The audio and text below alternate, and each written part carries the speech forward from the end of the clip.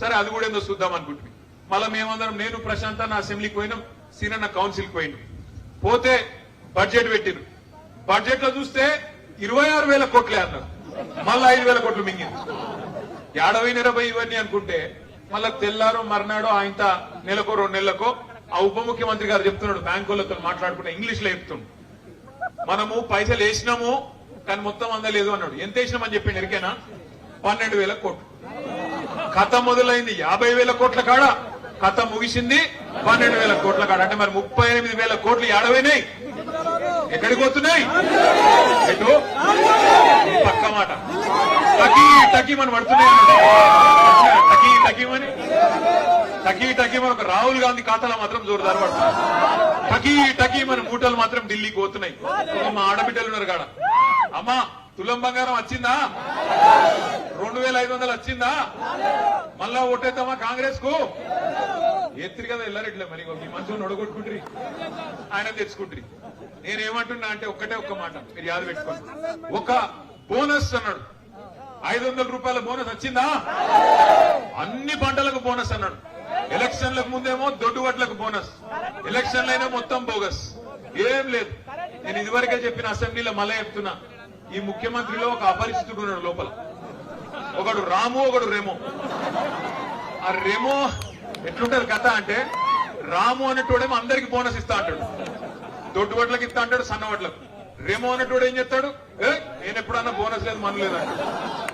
రాము అనేటోడేమో మరి బయటకు వచ్చేమో ఈ ఆంధ్ర కాంట్రాక్టర్లకు, ఈ ఈస్ట్ ఇండియా కంపెనీలకు కాంట్రాక్ట్లు పోతున్నాయి, కేసీఆర్ ఉండగా నేను వచ్చినాక మొత్తం మార్చేస్తా అంటాడు. ఇప్పుడు రెమో అన్నట్టు ఏం చెప్తాడు, మళ్ళా ఆంధ్రోలను పిలిచి వాళ్ళకి పెద్దపీట వేసి మళ్ళా కాంట్రాక్ట్లు వాళ్ళ చేతుల్లోనే పెడతాడు. ఇట్లా చెప్పుకుంటా పోతే 1-2 కావు, రేవంత్ రెడ్డి కథలు 100 ఉన్నాయి. ఒక ఎస్టీలను రైతులనే కాదు, ఆడబిడ్డల్ని మోసం చేసిండు, ఆఖరికి మన పిల్లల్ని మోసం చేసిండు. కేసీఆర్ కేటీఆర్ 2 ఉద్యోగాలు ఉడగొట్టురి, నేను 2 లక్షల ఉద్యోగాలు ఇస్తా అన్నాడు మొదటి సంవత్సరంలో రాహుల్ గాంధీ. వచ్చినాయి ఎల్లారెడ్డిలో ఉద్యోగాలు బాగా బరాబర్ వచ్చినాయి. మీరు అవద్దని చెప్తున్నారు. రేవంత్ రెడ్డి చెప్తుండు, సంవత్సరానికి 60,000 ఉద్యోగాలు ఇచ్చేసిండట, మిగతా ఇస్తాడట. ఎవరికైనా సిగ్గని ఉండాలి, మంది కూటిన పిల్లలు మా పిల్లలు అని చెప్పుకుంటారు ఎవడన్నా? కేసీఆర్ ఇచ్చిన ఉద్యోగాలు, కేసీఆర్ గారి టైంలో ఇచ్చిన నోటిఫికేషన్లు, ఇంటర్వ్యూలు అన్ని అయిపోయి కోర్టులు ఆగితే నువ్వు వచ్చినాక కాగితాలు ఇచ్చే అధికారం నీ చేతికొస్తే అవి నేను ఇచ్చిన ఉద్యోగాలని చెప్పుకుంటాడు. సిగ్గున్నదా ఏమన్నా ముఖ్యమంత్రి గారికి? కేసీఆర్ కట్టిన ఫ్లైఓవర్లకు రిబ్బన్లు కట్ చేయాలి, కేసీఆర్ గారు చేసిన ప్రాజెక్టుల కాడ పోయి నెత్తి మీద నీళ్లు చల్లుకోవాలి, కేసీఆర్ ఇచ్చిన ఉద్యోగాలకు కాగితాలు ఇవ్వాలి, నేనే చేస్తున్నా అని చెప్పుకోవాలి. మీరు ఒక్క మాట దయచేసి ఆలోచన చేయండి. మాట్లాడితే ఈ మధ్యన కాంగ్రెస్ వాళ్ళు ఒక సన్నాయి నొక్కులు నొక్కుతున్నారు, ఒకటే రాగం ఎత్తుకున్నారు. కేసీఆర్ మొత్తం అప్లపాలు చేసిపోయిండు, మేమేం చెప్తాం అని మాట్లాడుతున్నాం. ముఖం బాగా లెక్క వెనకటికి కూడా అద్దంబల కొట్టుకుంటాడు. అరే నేను అడుగుతున్నా, కాంగ్రెస్ వాళ్ళారా ఒక్కసారి యాద్ చేసుకొని గుండె మీద చేసుకొని చెప్పుర్రి. కరోనా వచ్చినప్పుడు మొత్తం ప్రపంచం అంతా ఆగమైపోయినప్పుడు, రూపాయి ఆదాయం లేనప్పుడు, కేసీఆర్ ఉన్నప్పుడు రైతు బంధు ఆగిందా? కళ్యాణ లక్ష్మి ఆగిందా? కేసీఆర్ కిట్ ఆగిందా? ముసలోళ్ళ పెన్షన్లు ఆగినాయా? గురుకులాల సన్నబియ్యం పెట్టుడు ఆగిందా? మరి ఏం ఆగలేదు కదా. రూపాయి ఆదాయం లేకపోయినా కేసీఆర్ నడపలేదా? నడిపేటోడికి దమ్ముంటే, నడిపేటోడు మొగోడైతే, ఎటుగానోళ్ళు నడితే గిట్లే ఉంటుంది. మరి ఎటుగానోళ్ళు నడితే గిట్లే ఉంటది అంటున్నా. నడిపేటోడు మొగోడైతే, నడిపేటోనికి నిజంగా దమ్ముంటే ఆదాయం పుడుతుంది, సంపద పుడుతుంది, పేదలకు అందుతుంది. ఇలా నడపరాక నాచినాయే ఆంగం తేడా అంటారు చూడు, నాచినాయే డాన్స్ చేయరాదట. కింద బాగలేదు అంత మొత్తం అంతా ఎత్తులు దంపులు అంటారు. ఒకట్లున్నది రేవంత్ రెడ్డి కథ. నేను అడుగుతున్నా రేవంత్ రెడ్డి, మరి నువ్వే అంటివి కదా ఎలక్షన్లకు ముందు, తెలంగాణ రాష్ట్రం ధనిక రాష్ట్రం, నేను మొత్తం చేస్తా, కేసీఆర్ 10,000 ఇస్తే నేను 15,000 ఇస్తా. ఇక్కడ కౌలు రైతులు ఉన్నారా ఎవరన్నా? కౌలుదారులు మీకు ఉత్తరం రాసిండ రేవంత్ రెడ్డి? అప్పుడు రాసిండు 22 లక్షల మంది కౌలు రైతులకు రాసిండు.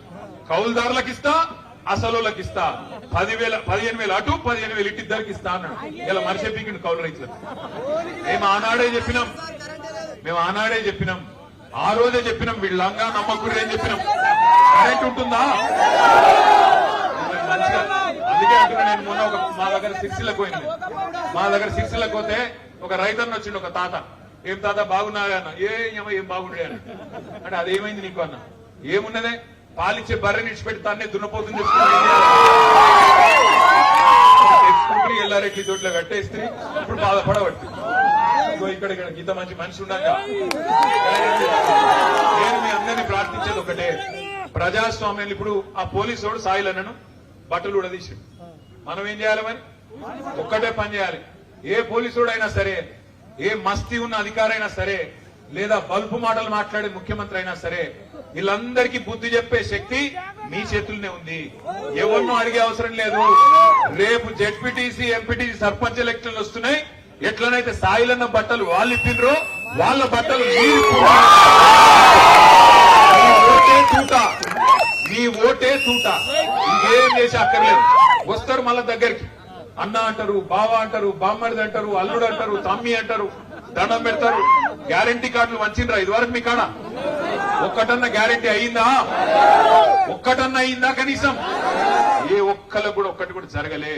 అందుకే నేను అంటున్నా, ఇవాళ మన గురుకులాల్లో మన పిల్లలకు విషం పెడుతున్నాడు రేవంత్ రెడ్డి. 100 మంది పిల్లలను బలి తీసుకున్నాడు ఇప్పటికే.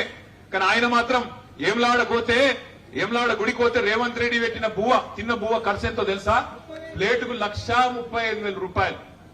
ఏం తింపాడో నాకైతే తెలియదు. బంగారం తినడా వాడు, వెండి తినడా? ఒక ప్లేటుకు 1,35,000 అట.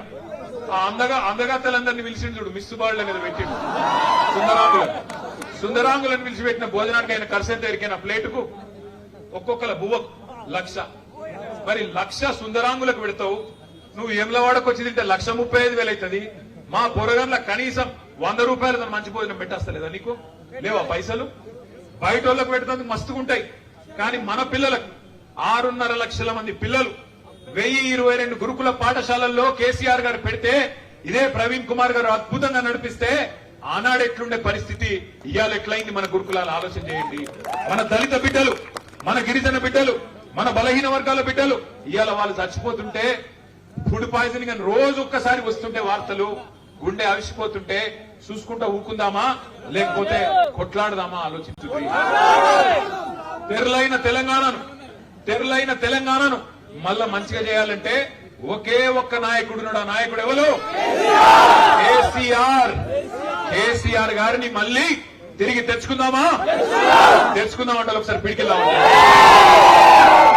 ఆ మిద్దె మీద సగం ఉన్నారు. ఏం సంగతి? కాంగ్రెస్ వల్ల స్పీచ్ ఇన్నందుకు వచ్చిరా, మీ వానికి రిపోర్ట్ చేసినందుకు వచ్చిరా? వెనకాల వాళ్ళకి ఏమైందిరా? కేసీఆర్ కావన్నా పక్కన అక్క, అక్కడున్న అక్కలు జై తెలంగాణ, జై తెలంగాణ, జై భీమ్.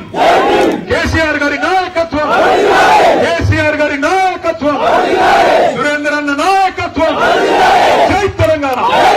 Thank you.